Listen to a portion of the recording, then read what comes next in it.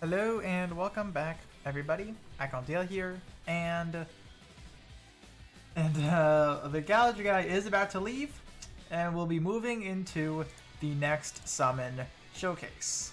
Now I will be going over it, but before I do, obviously, I have links down below in the description. Feel free to check those out, and also I would appreciate if you do like a Dragalia loss to subscribe.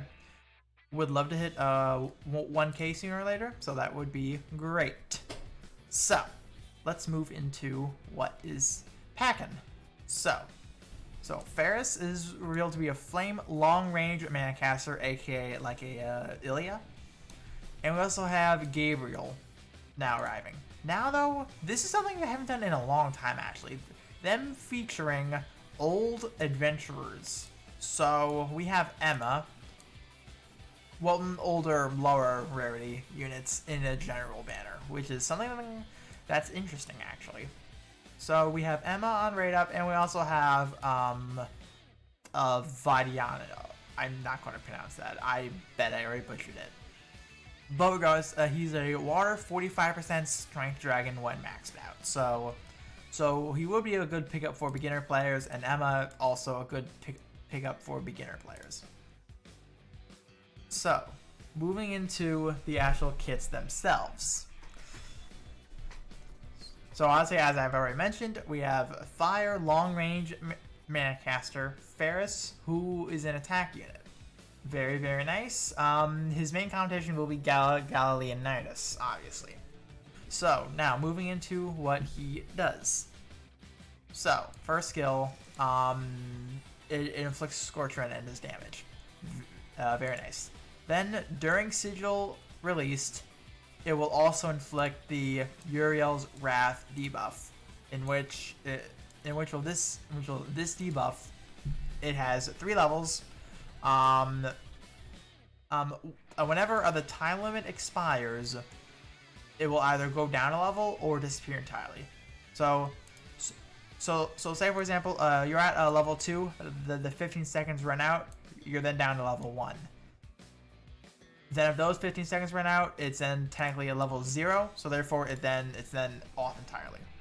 So level 1, it reduces strength by 15, level 2, strength by 20, then level 3, reduces strength by 30 and decreases Scorch Rend res. Very nice actually. So during Sigil released, he will become a really good Scorch Render. Really nice. Now, if we were to move on, the S2, it grants to the user Uriel's Blessing effect, in which it says here, reflexes evasion for 3 charges. So, what is reflexive evasion? It's a dodge. It's a dodge and a counter. So it's actually very, very nice. This is nice because it will play really well into his kit a little later. Then we have standard coabs, gauge accelerator, and just stay above HP and you get res. Very nice. Okay, so I'm gonna come back. No, I'm not. I'm going to talk about it now. So I'm going to talk about his sigil now. So when it comes to his sigil, obviously it starts off as a lock sigil for 300 seconds, and he gains a unique force strike. All right. While charging this force strike, if the user is hit by an attack that can be avoided with the damage immunity provided by skills, they will automatically dodge the attack, deal flame damage, and inflict them with Uriel's Wrath debuff. So pretty much this will be a form to get more Uriel's Wrath up and running. You don't need to be in Sigil released to apply this. You can do it just from iframing with the force strike, which will that's something else that makes this very, very nice actually. This is technically an iframe. You will not get hit when you're charging your force strike by a red attack. So this could actually mean that he could be really, really good against the Sinister Dominion bosses, or whenever Flame becomes effective on one. He could be really good. And now moving on, lock sigils remaining time will be reduced by 36 seconds each time the user dodges an attack. After activating, it will not activate again for 10 seconds. This is nice, actually. The fact that he has dodges built into his S2 and technically his Force Strike, his a unique because it will be an auto dodge. It's very, very nice. So technically speaking, it shouldn't take too long to get him up and running, but I would probably say about like what, minute and a half. So not bad at all. Already, this is looking to be a lot better than Nevin and Pinon. So now moving on to when he gets into Sigil Released. So Sigil Release increases damage to Scorch Run enemies by 35%. Already, that's beefy as shit. So immediately in Sigil Release, his damage shoots up. Damage dealt by standard attacks and force strikes, and the amount of skill gauges are filled by standard attacks and force strikes are increased. Very nice. And it also increases the user's skill gauge fill rate by 12% when they have Uricel's Blessing effect. So pretty much in Sigils Released, not only do you get 3 built-in dodges, you also get 12% skill gauge fill rate. Pretty nice.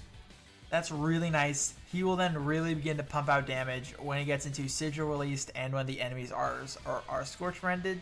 So pairing him with Panther and or Galeonidas will be absolutely disgusting. He'll be really damn good. Then he has Sleep Res, aka on Volk, only worry about the greens. And now something else made for him.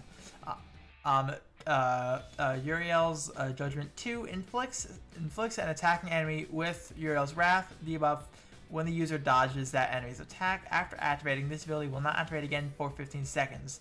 The main reason why this is here is so that it can pair with the S2, because when it comes to the unique Force Strike, it technically already says it built in. So well, technically speaking, you don't even need to worry about Sigil Released for the S1. Your dodges and your counters will already take care of Uriel's Wrath as is, in order to get up quickly. That is. This will just be a nice way to make sure it really stays active. But beyond that, when I first saw him, I was like, oh, okay, he's only all right. But now, after like really looking at it, it was like, oh shit, he is actually really fucking good. He's really, really good. And well, by the way, when I first saw him, it was 3:30 in the morning, so that's why I had my opinion. And also, moving on to Gabriel. Obviously, we know her as Pinon, and we also know her as Pinon's Sigil Sworn Apostle. So honestly, you would think that oh, she's going to go beautifully with Pinon, just like how Nevin pairs with Ramiel. Sadly, that's not quite the same case. All right. Well, first of all, her skill it inflicts Frostbite. Very nice. That already pairs with her, based off of when she's in Sigil Released. Basic water strength is increased by 6%. Very nice. Then Gabriel's Favor 2. When they're attuned to water, activates Gabriel's Love effect when their HP is restored. Gabriel's Love increases strength by 10% and defense by 50%, and grants a one-use shield that nullifies damage up to 10% of the user's maximum HP. This can stack with ordinary shields. Gabriel's Love cannot stack, and its effects are lost upon taking damage, and after activating, will not activate again for 10 seconds. It's mainly this right here. This is what really sets me off about her, because the instant you take one hit of damage, you are immediately losing 10% strength and a lot of defense. You're losing a lot of defense. But 10 seconds, that is kind, I will say that. But well, when it comes to her compared to other dragons right now, honestly, she doesn't compare to Gala's. And I would probably put her around third for General Pool Dragons, really only being top by Siren and GNC. But beyond that, she's made for Sigil released Pinon, in which, in my opinion, probably was not the greatest move for Pinon, because well, her problem is that she needs to get to Sigil released quickly. And she kind of has that problem because she needs to do the 2 charges of Force Strike in order to do it. She needs to do it over and over and over again. She isn't like these recent people to as of where they can massively reduce their time by fulfilling requirements. Hers is more gradual, so it's naturally a little harder for her. In which, in my opinion, they probably could have done that route into probably still something with the HP restoring, because obviously that's what she becomes known for.